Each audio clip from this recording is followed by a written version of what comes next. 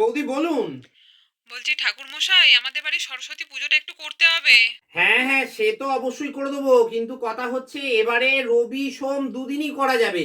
তা আপনারা কবে করবেন? সে আপনি যবে বলবেন তবেই করব। বেশ, তাহলে রবিবারই করে নিন দুপুর দুপুর।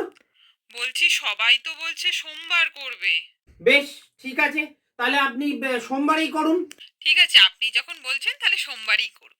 হ্যাঁ, আপনার কথা তো আর অমান্য করা যায় না। বেশ ঠিক আছে, তাহলে সোমবার কটা নাগাদ যাব বলুন? আপনি যখন বলবেন তখনই জোগাড় করে দেবো। বেশ, তাহলে সকালবেলা 6টা নাগাদ যাই। সকাল 6টা?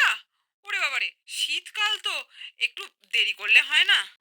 আচ্ছা ঠিক আছে, তাহলে আপনার বাড়িতে আমি সকালবেলা 7টা নাগাদ যাচ্ছি।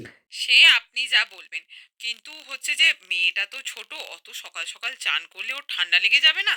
তাহলে সকাল 8:30 নাগাদ যাই। হ্যাঁ হ্যাঁ, তাতে কোনো অসুবিধা নেই। তবুও একটুখানি দাঁড়ান, ওর বাবাকে একটু জিজ্ঞাসা করে নি। হ্যাঁ গো, ঠাকুর মশাই সকাল 8:30টায় আসবে বলছে, কোনো অসুবিধা হবে না তো? হ্যাঁ, বলছি ঠাকুর মশাই, ওর বাবা বলছে আর একটু পরে হলে হবে না? বেশ, তাহলে কটা নাগাদ যাব আপনি পরিষ্কার করে বলুন। আপনি যখন বলবেন। শুনুন বৌদি, আপনাকে আমি পরিষ্কার করে বলে দিচ্ছি, এবারে কিন্তু সকাল 9:59 পর্যন্ত পঞ্চমী থাকছে, তারপর পঞ্চমী ছেড়ে যাবে। এবার আপনি বলুন কটায় যাব। বেশ, আপনার কথাই থাক। আপনি ঠিক 9:59-এই আসুন।